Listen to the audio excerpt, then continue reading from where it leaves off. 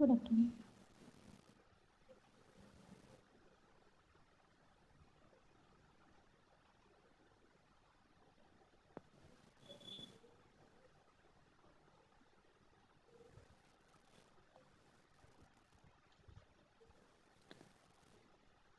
Notes already सबके पास है। अगर यहाँ से शेयर में नहीं दिख रहा है, व्हाट्सएप में प्रोवाइड कर दिए हैं नोट्स, वहां से भी देख सकते हो। ओके, सबको मिल गया है ना? Yes ma'am. Yes ma'am. Yes ma'am.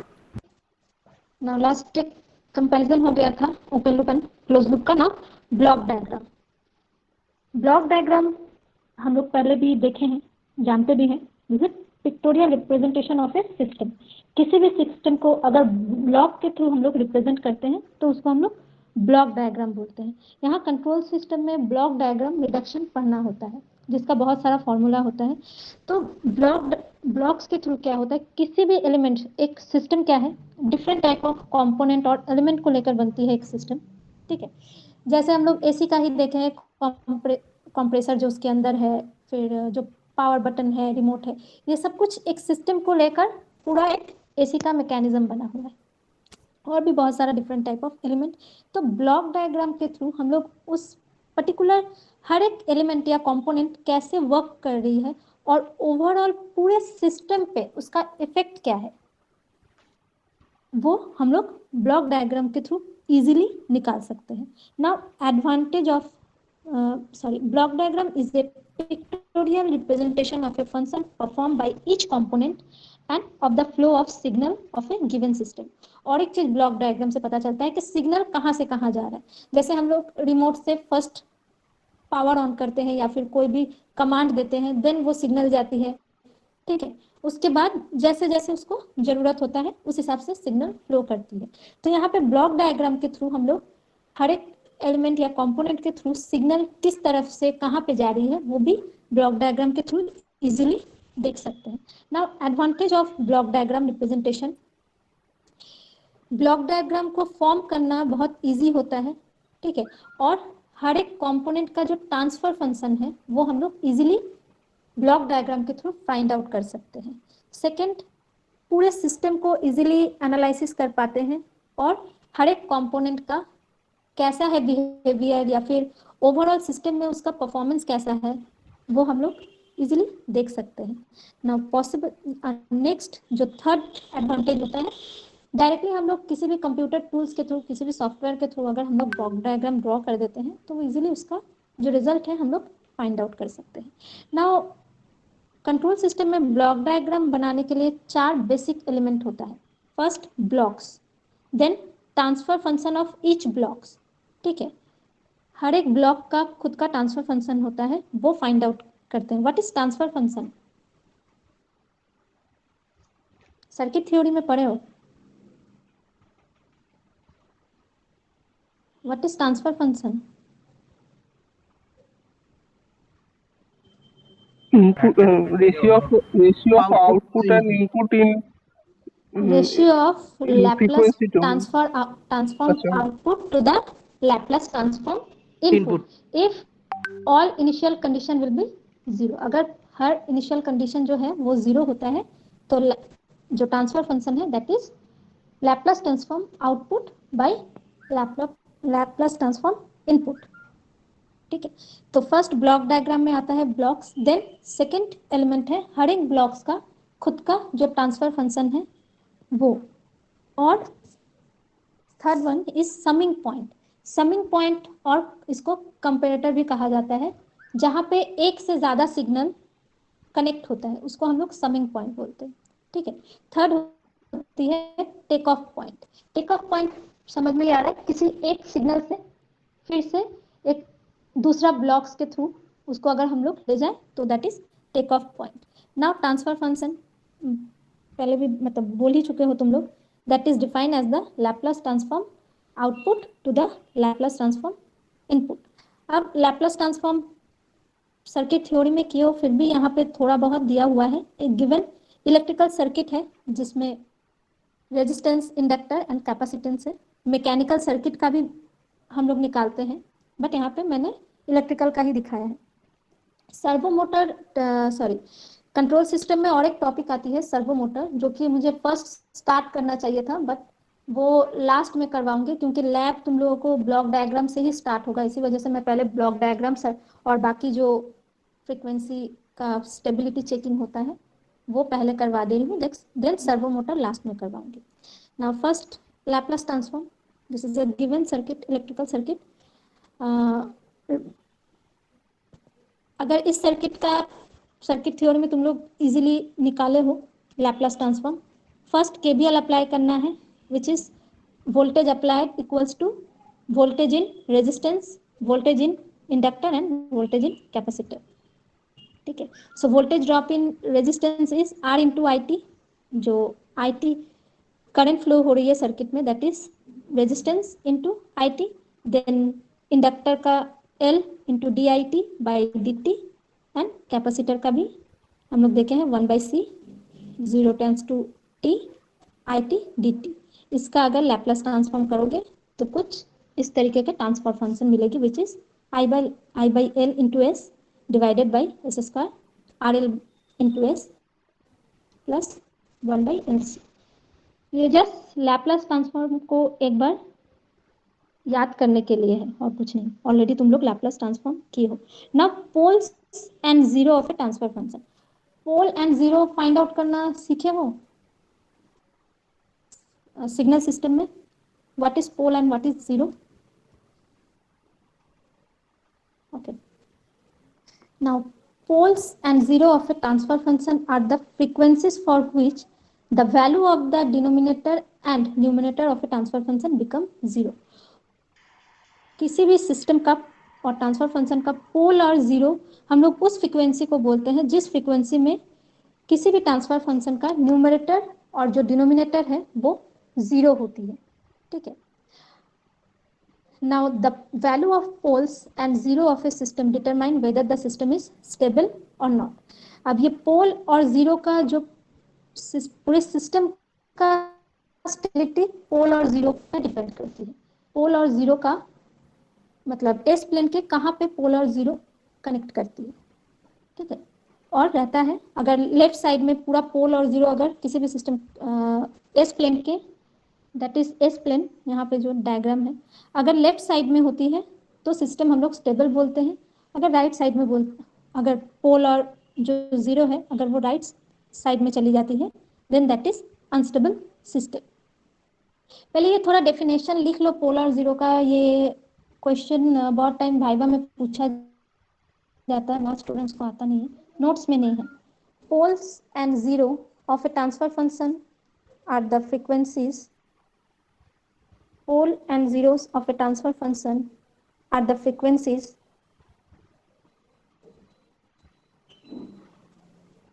for which the Poles and value zeros of a transfer function are the frequencies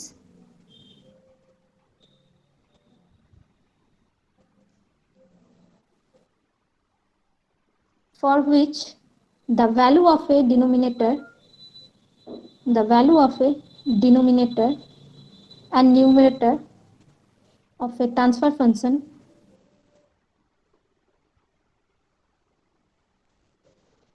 Ma'am, for which value?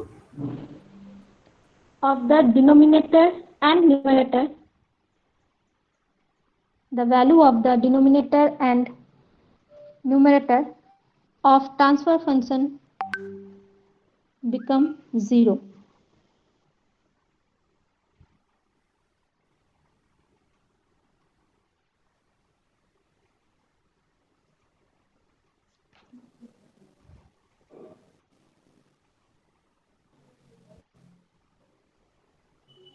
Now the value of pole and zero,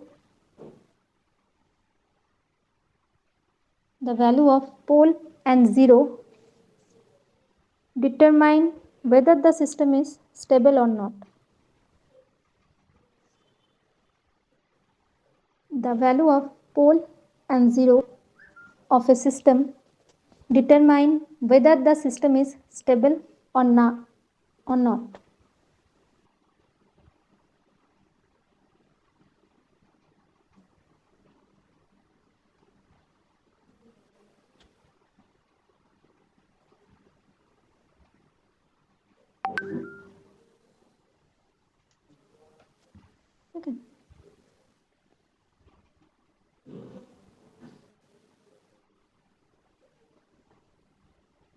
now first problem देखो, यहाँ पे एक transfer function दिया हुआ है which is আপনার screen S। Black এসছে।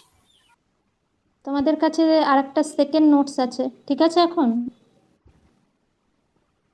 আচ্ছা তোমাদের কাছে যে সেকেন্ড নোটসটা দেওয়া আছে, जो सेकेंड नोट्स दिया हुआ है उसका फर्स्ट क्वेश्चन देखो।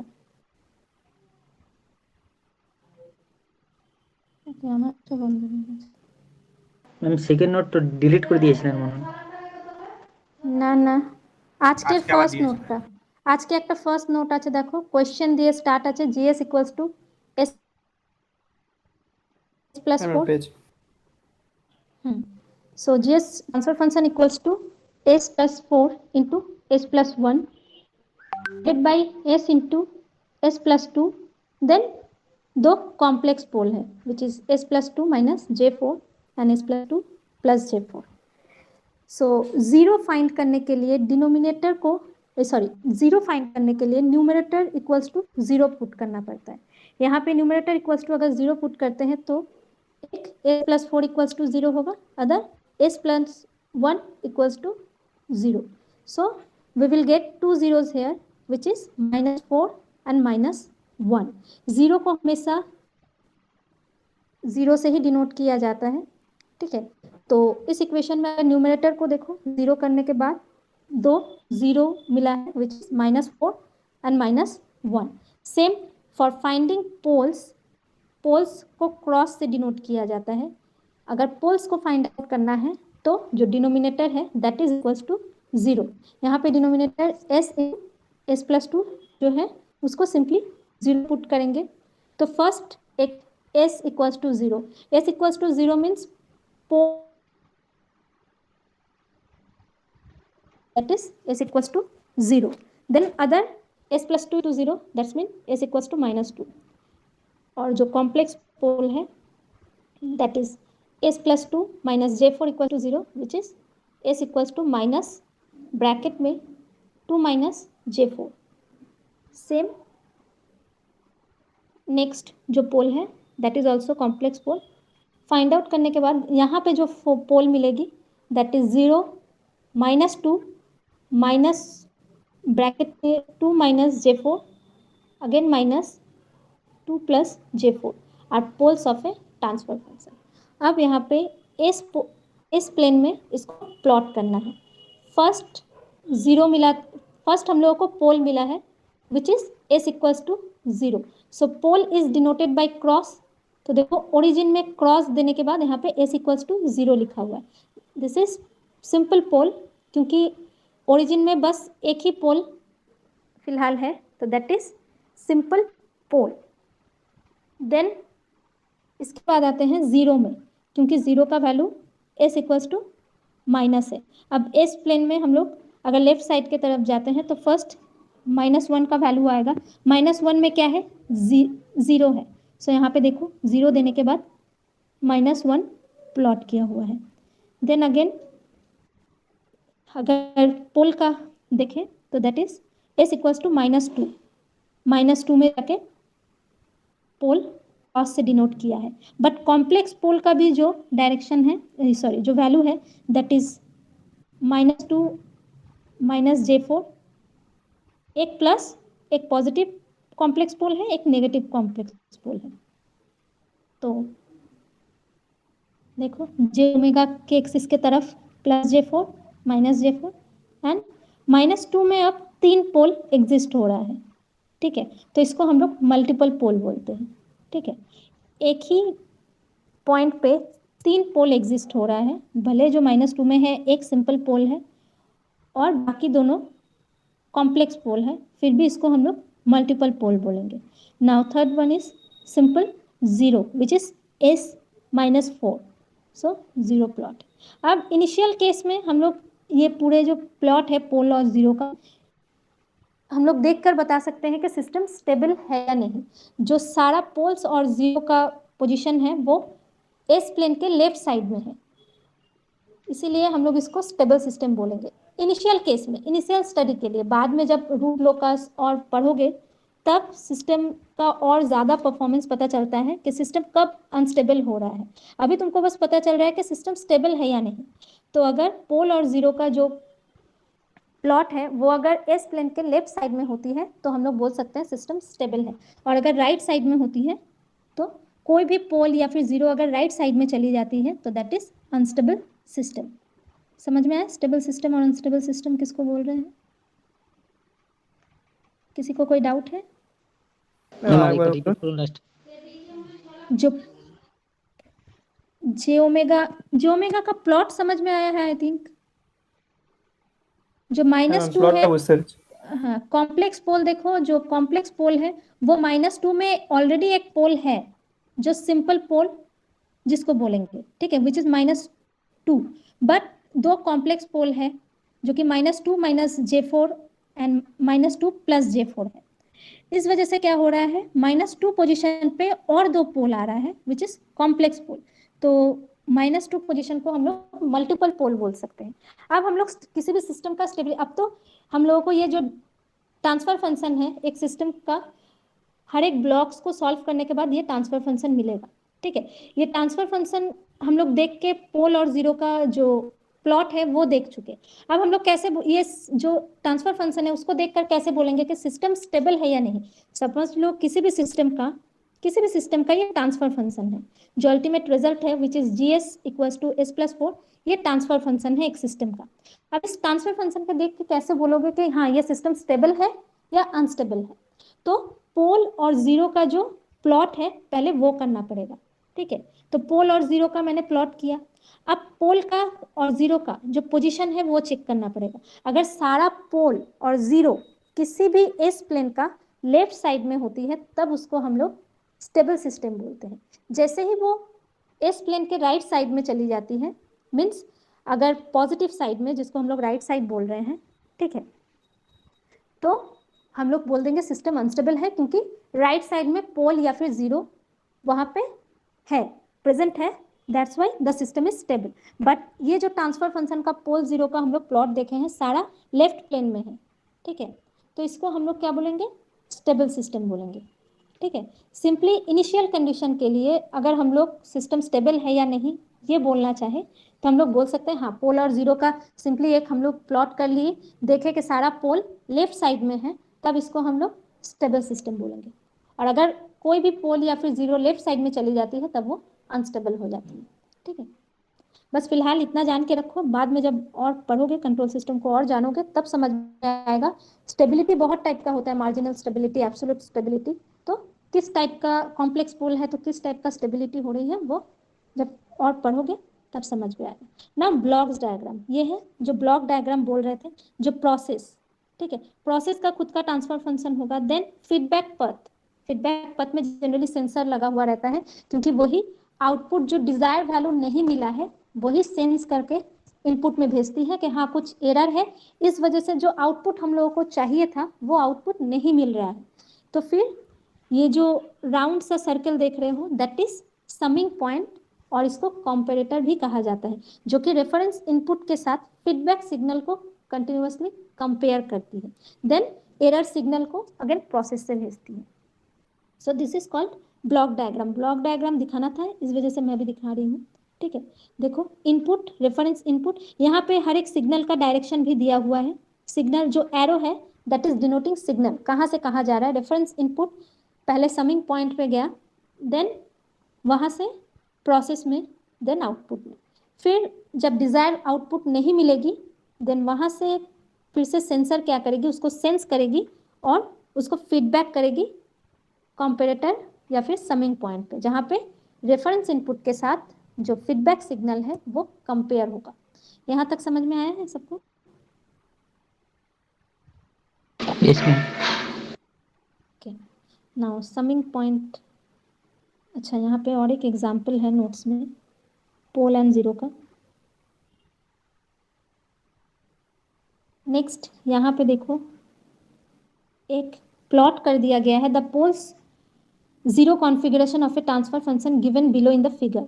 एक फिगर दिया हुआ है जहाँ पे पोल और जीरो का जो प्लॉट है वो दिया गया है, वहां से ट्रांसफर फंक्शन निकालना है। तो जो क्रॉस है that is equals to pole, तो एक देखो ओरिजिन में पोल है that is S = 0। Ma'am you are referring to which note? Ma'am कौन से नोट्स को रेफर करें, because your screen is black. In the same second note. Notes नहीं, नेक्स्ट नोट जो है, 2 नोट्स है ना, उसके बाद वाला जहाँ पे कंपैरिजन है open loop and close loop. ठीक है, प्रॉब्लम नहीं है जिस नोट्स में। मैम यस, एग्जांपल ब्लैक क्यों? हाँ, एग्जाम्पल 2 स्किन ब्लैक आ रहा है। कोनो मैम नेटवर्क एक शेयर कर दीजिए तो आ जाएगा। हाँ, ऑफ ऑफ करके दोबारा कर लीजिए तो आ सकता है। अच्छा ठीक है, हम देख रहे हैं।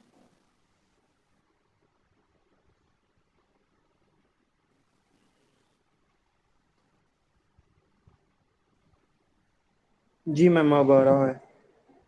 अब आ रहा है, अच्छा जी मैम।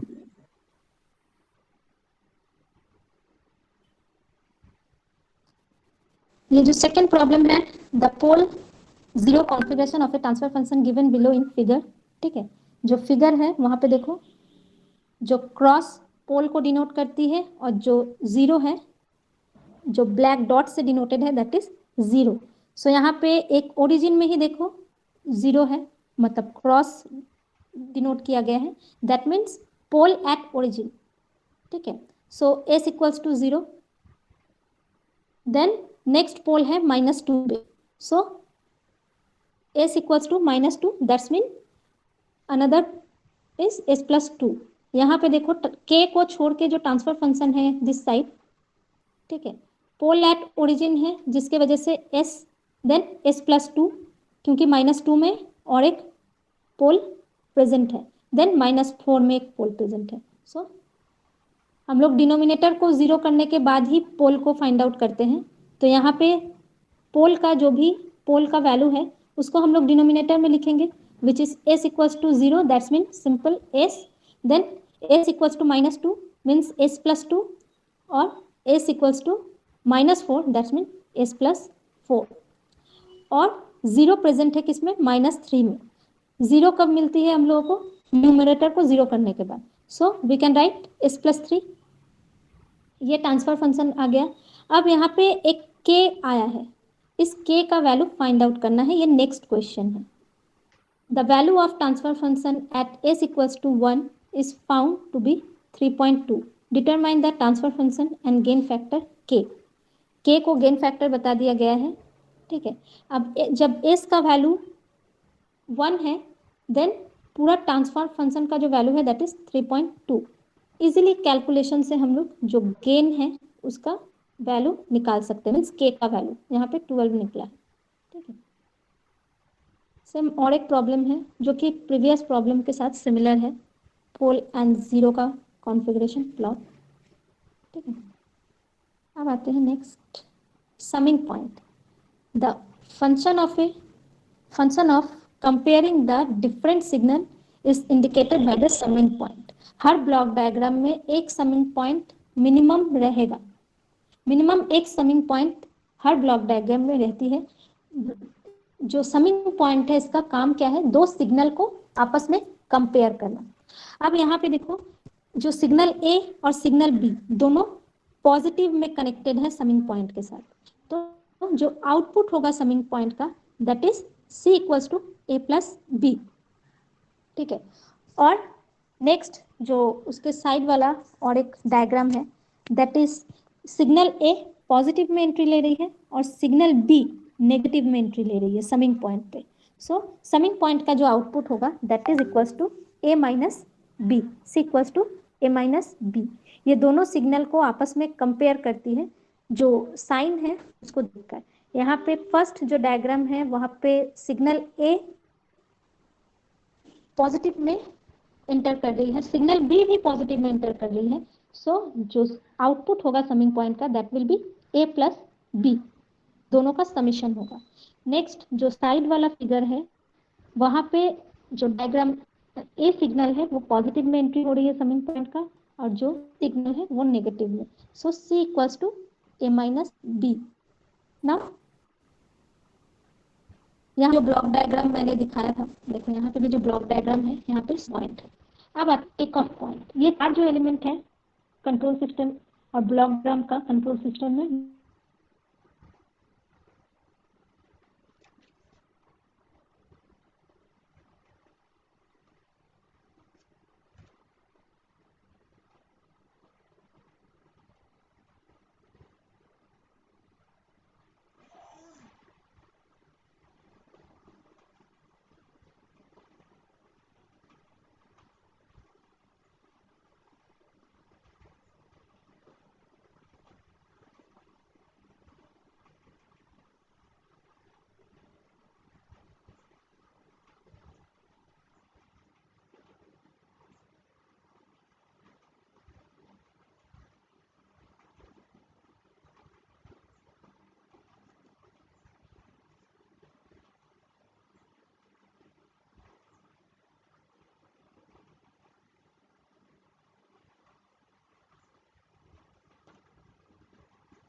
जस्ट सिंपल इनपुट है, then transfer function of a forward पथ।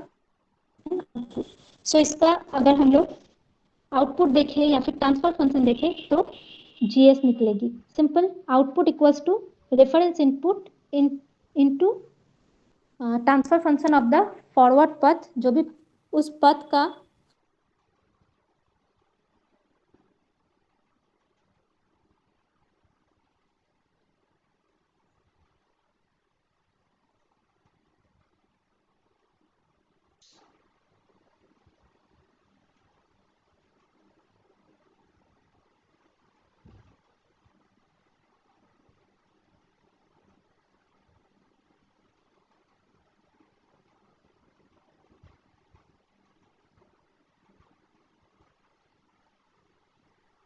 ना close loop system. Close loop system means जिसमें एक फीडबैक पथ कनेक्टेड हो जाती है जो कि आउटपुट को इनपुट के साथ कंपेयर करती है। सो यहाँ पे सिग्नल देखो, input signal which is R S denoted as reference input, जो कि समिंग पॉइंट और कंपेरेटर में पॉजिटिव सिग्नल में पॉजिटिवली ऐड हुआ है और एंट्री किया है। देन ईएस सिग्नल, इसको एक्चुएटिंग सिग्नल या फिर एरर सिग्नल भी कहा जाता है, ठीक है, जो कि फीडबैक के थ्रू जो भी हम लोग को एरर आती है और जो डिजायर आउटपुट नहीं मिलती है, जो सिग्नल दोनों को कंपेयर करके आती है। Then process GS, CS equals to controlled output, और फीडबैक पाथ में जो transfer function which is HS. So यहाँ पे दिया हुआ है ब्लॉक डायग्राम, एक बार ठीक से देख लो, ठीक है। So we can write RS equals to reference input, CS equals to controlled output, BS equals to feedback signal, ES equals to error or actuating signal, path transfer function. Okay. And HS equals to feedback path transfer function. अच्छा रुको थोड़ा,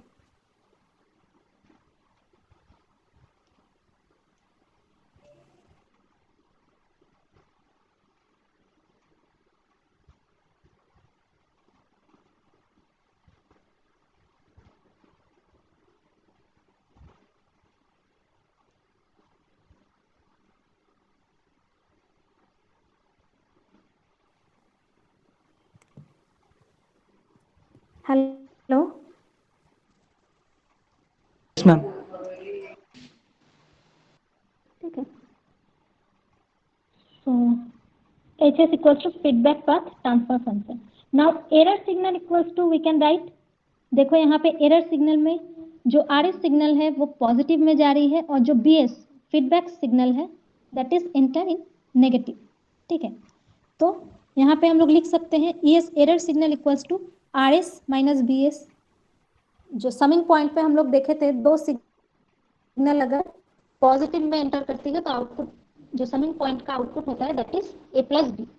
सो और अगर negative में enter करती है तो output signal will be C equals to A minus B. वही फॉर्मूला यहाँ भी अप्लाई किया हुआ है। So error signal equals to reference input signal minus, क्योंकि यहाँ पे फीडबैक सिग्नल माइनस में समिंग पॉइंट पे जारी है तो that is minus B S. Now B S equals to C S into H S. B S means feedback signal equals to जो feedback पथ का ट्रांसफर फंक्शन है which is H of S, और जो आउटपुट है which is controlled output C of S, इन दोनों का मल्टीप्लीकेशन होगा, ठीक है। अब आते हैं आउटपुट में। Output C S equals to जो फॉरवर्ड पथ का ट्रांसफर फंक्शन होता है और जो एरर और एक्चुएटिंग सिग्नल होती है that is actuating signal equals to E S, और जो आउटपुट सिग्नल और जो फॉरवर्ड पथ का ट्रांसफर फंक्शन है which is G S. So controlled output equals to E S into G S. देखो ये तीन समझ में आया है या नहीं ये इक्वेशन, किसी को कोई डाउट है?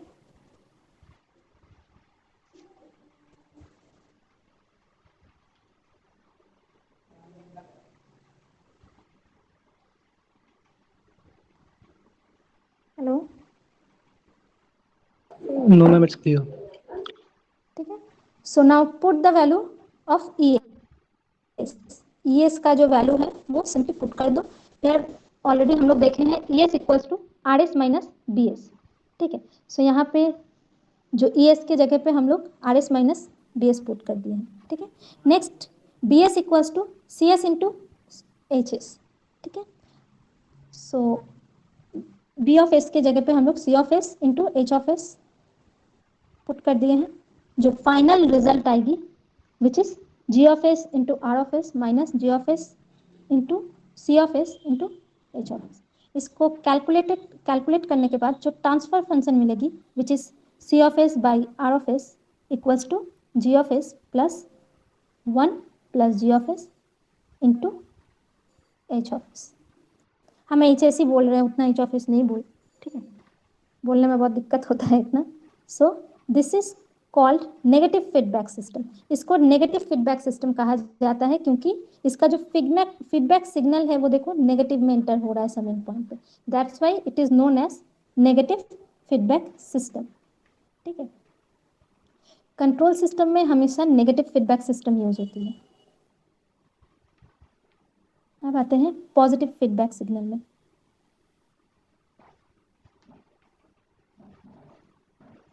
सेम तरीके से पॉजिटिव फीडबैक सिग्नल में पॉजिटिव फीडबैक सिग्नल है। देखो पॉजिटिव फीडबैक में क्या है, बस जो बीएस सिग्नल है, जो फीडबैक सिग्नल है, वो कंपैरेटर में या फिर समिंग पॉइंट पे पॉजिटिव में एंट्री हो रहा है। सो इस वजह से जो अल्टीमेट कैलकुलेशन सब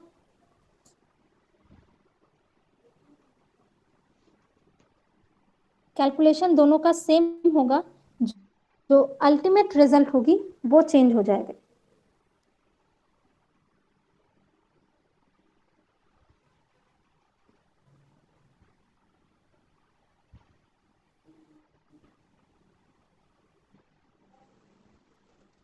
जो अल्टीमेट रिजल्ट है पॉजिटिव फीडबैक सिस्टम का, देखो C of S by R of S equals to G of S divided by 1 minus G of S plus H of S. But negative feedback system में क्या था, 1 plus थी, यहाँ पे 1 minus है। ये देखने का चीज़ है, थोड़ा देख लेना, ठीक है। पॉजिटिव फीडबैक सिस्टम और नेगेटिव फीडबैक सिस्टम अलग होता है। कंट्रोल सिस्टम में जिस फीडबैक सिस्टम का यूज है that is negative feedback system. Positive feedback system को यूज नहीं किया जाता है क्योंकि अगर जो ट्रांसफर फंक्शन है which is G of S into H of S, इसका वैल्यू इक्वल्स टू 1 हो ही सकता है। अगर 1 हो जाता है तो जो गेन होगा that is equals to infinite. इसलिए कंट्रोल सिस्टम में हम लोग इनफाइनाइट गेन एक्सेप्टेबल नहीं है, इस वजह से हम लोग कंट्रोल सिस्टम में पॉजिटिव फीडबैक नहीं यूज करते हैं, ठीक है।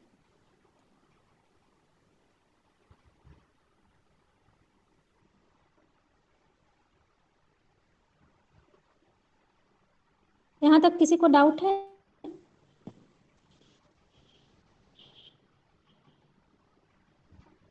मैम नेगेटिव ফিডব্যাক গুলো কি ম্যাম ডিনোমিনেটরে পজিটিভ এসছে? না, নেগেটিভ এই যে এখানে আছে দেখো, negative feedback system means 1 plus G of S into H of S और पॉजिटिव फीडबैक है 1 minus G of S into H of S. ডিনোমিনেটরে চেঞ্জ হয়ে গেছে, ঠিক আছে। নেগেটিভ ফিডব্যাক সিস্টেম যখনই আসবে তখন 1 plus G of S H of S, আর যখনই পজিটিভ ফিডব্যাক সিস্টেম হবে তখন ওই প্লাসের জায়গায় মাইনাস হয়ে যাবে, ঠিক আছে। Next feedback characteristics of control system. Feedback means automatic regulation of A and control. Feedback देना मतलब ही वो ऑटोमेटिक रेगुलेशन होगा उसका या फिर कंट्रोल होगा। सो इन नॉन फीडबैक और open loop control system there is a no provision within the system for supervision of output and no mechanism is provided to correct the system behaviour due to various disturbance. वही बोले हैं कि open loop system में कभी भी हम लोग अगर डिजायर आउट नहीं मिलता है तो वो हम लोग करेक्ट नहीं कर सकते क्योंकि वो ऑटोमेटिक सिस्टम नहीं है, ठीक है। जैसे कि ट्रैफिक लाइट हम लोग देखे हैं, ट्रैफिक एक तरफ का नहीं है, इजीली ऑन हो सकती थी, बट उसमें जस्ट बिकॉज सेंस करने का पावर नहीं है कि हाँ किस तरफ ट्रैफिक ज़्यादा है किस तरफ कम है, वो अल्टीमेटली उसको जो टाइम फिक्स किया हुआ रहता है 120 सेकेंड या फिर 180 सेकेंड, वो उसी के हिसाब से काम करता है। वो देखती नहीं है कि किस तरफ ट्रैफिक ज़्यादा है किस तरफ कम है, किस तरफ मुझे ज़्यादा देर के लिए ऑन होना है किस तरफ मुझे कम देर के लिए ऑन होना है। उसका टाइम सेट है, वो अपने हिसाब से करती है। बट अगर वही सेंस कर पाती वो फीडबैक सिस्टम होता उसमें या फिर क्लोज लूप सिस्टम होता तो क्या होता, वो सेंस करते कि हाँ इस तरफ ट्रैफिक ज्यादा है तो इस तरफ मैं ज्यादा देर ऑन रहती हूँ, उस तरफ कम है तो उस तरफ कम टाइम के लिए ऑन है, ठीक है। Now in feedback there is a feedback signal derived from the output. This signal gives the capacity to act a self-correcting mechanism. इसमें self correction का mechanism होता है. Now types of feedback. There are two types of feedback. One is positive feedback और इसको regenerative feedback भी कहा जाता है. Positive feedback और regenerative feedback. Another is negative feedback or degenerative feedback. In positive feedback, the transfer function is given by C of s divided by R of s equals to G of s by 1 minus G of जो हम लोग निकाले थे previously वही, ठीक है. There is a positive feedback of zero value in denominator when the loop gain G of s into H of s equals to 1. ठीक है, अगर G of s into H of s का value 1 होती है तो denominator का value क्या हो जाएगा 0. So for a given input output goes to infinite. तो G of s into H of s का वैल्यू अगर 1 होता है उस वैल्यू के लिए हम लोगों को जो आउटपुट मिलेगी दैट इज इनफाइनाइट और जो गेन मिलेगा वो भी हम लोग को इनफाइनाइट मिलेगा. तो it is a used in bistable multi vibrator circuit. कभी भी कंट्रोल सिस्टम में ये पूछा जाता है ये क्वेश्चन, क्या हम लोग कंट्रोल सिस्टम में कौन सा फीडबैक यूज करते हैं, पॉजिटिव या नेगेटिव. कभी भी ऑटोमेटिक कंट्रोल सिस्टम में हम लोग पॉजिटिव फीडबैक यूज नहीं करते हैं क्योंकि इसमें गेन 0 होने का चांसेस है, ठीक है. बट जो कि क्लोज लूप सिस्टम में और नेगेटिव फीडबैक सिस्टम में नहीं होती है. जो negative feedback positive feedback system है वो मल्टी वाइब्रेटर में यूज किया जाता है जहाँ पे लूप गेन बहुत ज्यादा और इनफाइनाइट चाहिए होता है. Now effect of degenerative feedback. कुछ इफेक्ट है डिजेनरेटिव फीडबैक का जिस वजह से और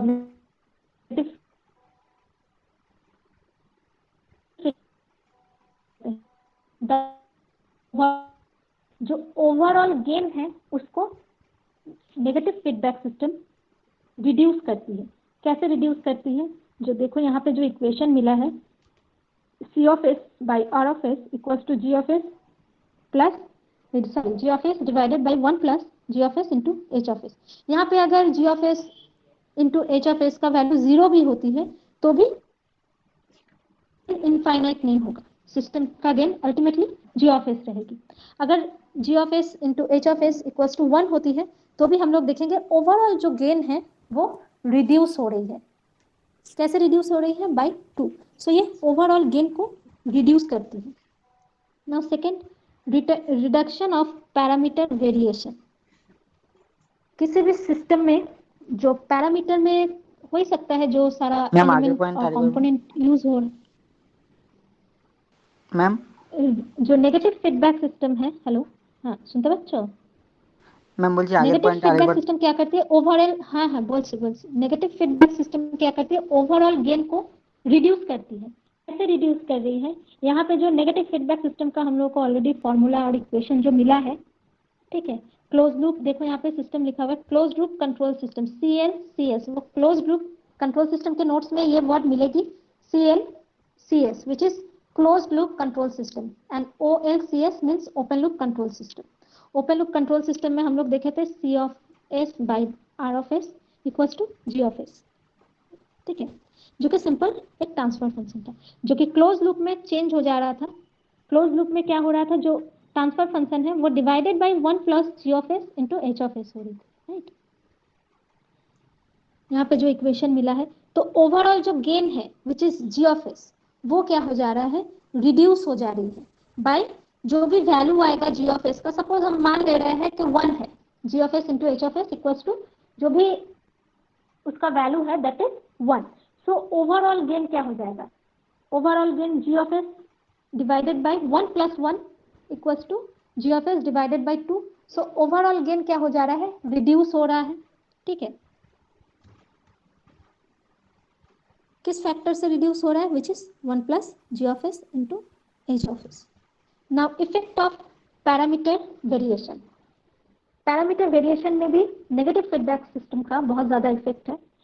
क्या होता है पैरामीटर वेरिएशन में, किसी भी एलिमेंट का जो भी कंपोनेंट यूज किया गया है वहाँ पे, उसमें कुछ पैरामीटर्स जो है वो अगर वैरी कर जाती है अचानक से, तो वो भी क्या होता है क्लोज लूप कंट्रोल सिस्टम के साथ, नेगेटिव फीडबैक सिस्टम के साथ रिड्यूस हो जाती है।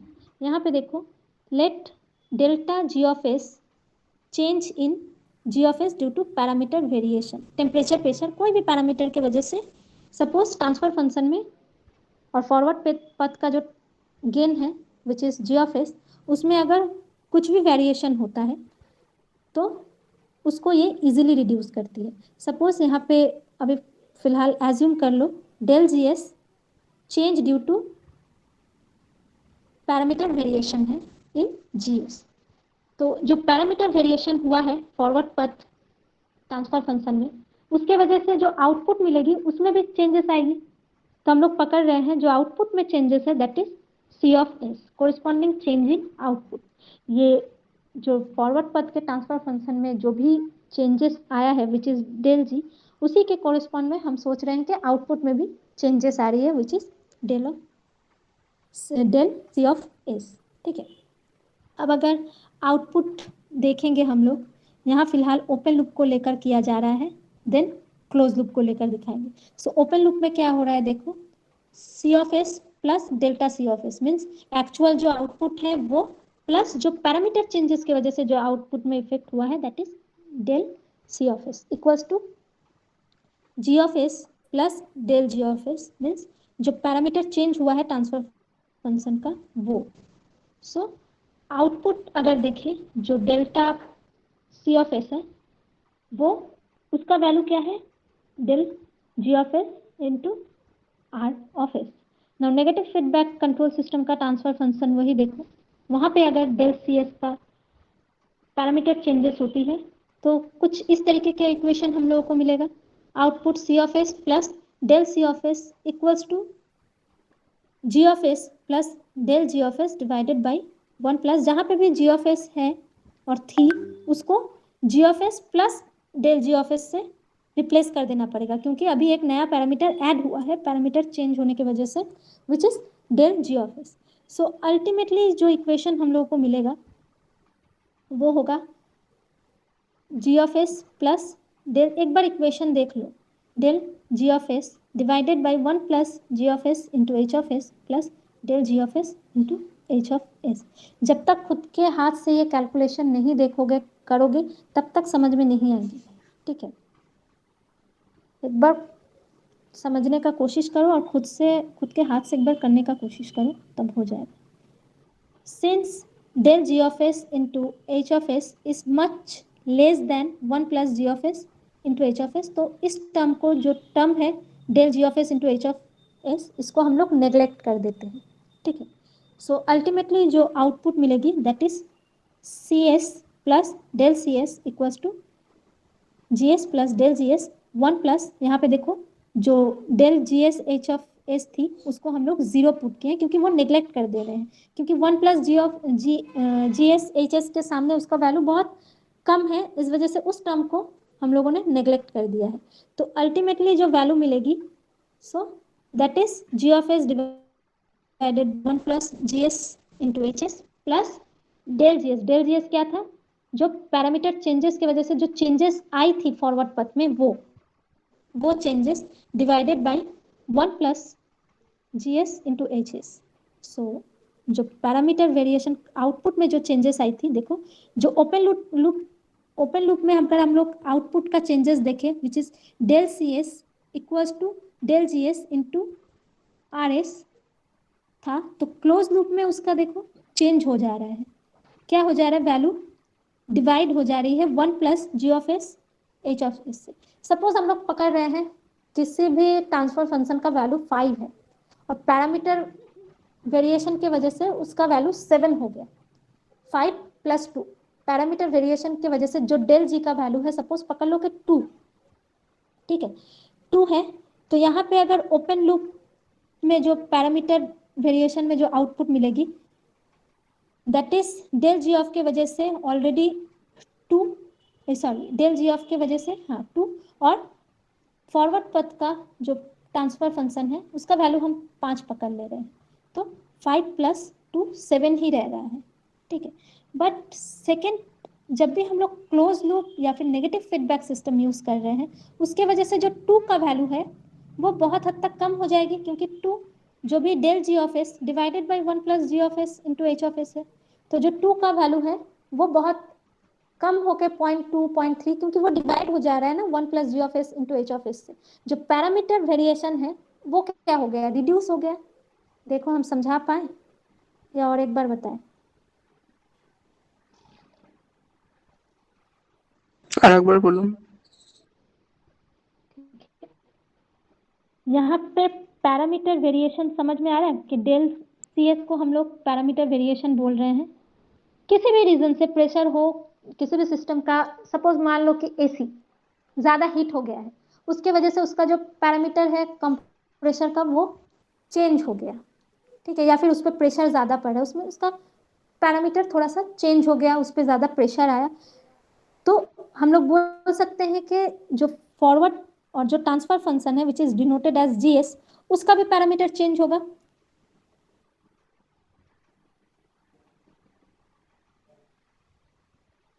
सही, ठीक है, उसका पैरामीटर चेंज हुआ।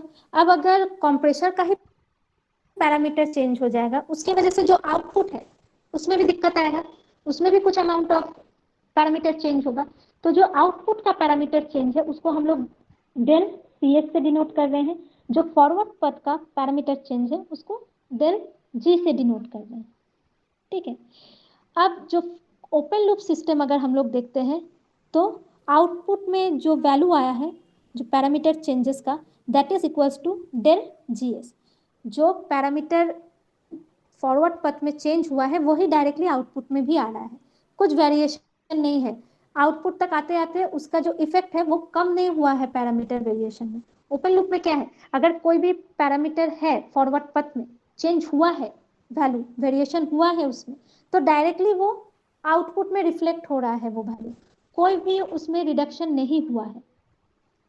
अगर डेल जी पैरामीटर फॉरवर्ड पथ के एलिमेंट और जो भी कंपोनेंट है उसका पैरामीटर अगर डेल जी से चेंज हुआ है, तो आउटपुट में भी जो पैरामीटर चेंजेस है दैट इज डेल जी, उसका वैल्यू ना इंक्रीज हुआ है ना रिड्यूस हुआ है। जितना चेंज हुआ था फॉरवर्ड पथ में वही हम लोग को आउटपुट में मिल रहा है। बट वही अगर हम लोग नेगेटिव क्लोज लूप सिस्टम देखेंगे, तो जो आउटपुट हो रहा है डेल सी एस का, जो पैरामीटर वेरिएशन का आउटपुट है वो क्या हो जा रहा है, चेंज हो जा रहा है, मीन्स रिड्यूस हो रहा है। कैसे रिड्यूस हो रहा है, 1 + G of S into H of S से। समझ में आया? मतलब जो भी फॉरवर्ड पथ में जो भी पैरामीटर चेंज हुआ है, ठीक है, वो डायरेक्टली आके आउटपुट में प्रेजेंट नहीं हो रहा है, उसका जो इफेक्ट है वो रिड्यूस हो जा रहा है। कैसे रिड्यूस हो रहा है, 1 + G of S into H of S. देखो अब भी डाउट है, यहाँ पे नोट दिया हुआ है, it is clear that the change in output is reduced due to parameter variation in GS by 1 + G of S into H of S, but in open loop control system there is no reduction. हम लोग बोले open loop control system का equation देखोगे तो जितना parameter forward पथ में change हुआ था वही वेरिएशन हम लोग को आउटपुट में भी मिल रहा है। बट क्लोज लूप अगर वही सिस्टम यूज करते हैं नेगेटिव फीडबैक के साथ, तो हम लोग को क्या मिल रहा है, जो वेरिएशन था वो रिड्यूस हो रहा है। कितने वैल्यू से रिड्यूस हो रहा है, 1 + जो भी फॉरवर्ड पथ ट्रांसफर फंक्शन था, फीडबैक पथ ट्रांसफर फंक्शन था, उनसे मल्टीप्लाई होकर जो भी वैल्यू मिलेगी 1 + G of S into H of S, उससे कम मिलेगी। अभी शुरू में कंट्रोल सिस्टम में बहुत कंफ्यूजन आएगा, और जब बाद में सॉल्व करोगे तो धीरे धीरे समझ में आएगी। कंट्रोल सिस्टम फर्स्ट कुछ लेक्चर कंफ्यूजिंग होगा, ठीक है। देखो किसी को कोई डाउट है यहाँ तक?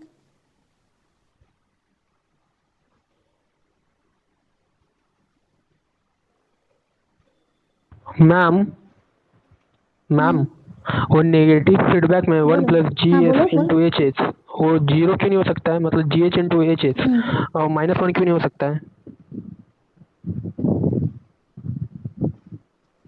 -1 जनरली गेन नहीं होती है, ठीक है, जो ट्रांसफर फंक्शन है। हाँ बोलो, हेलो।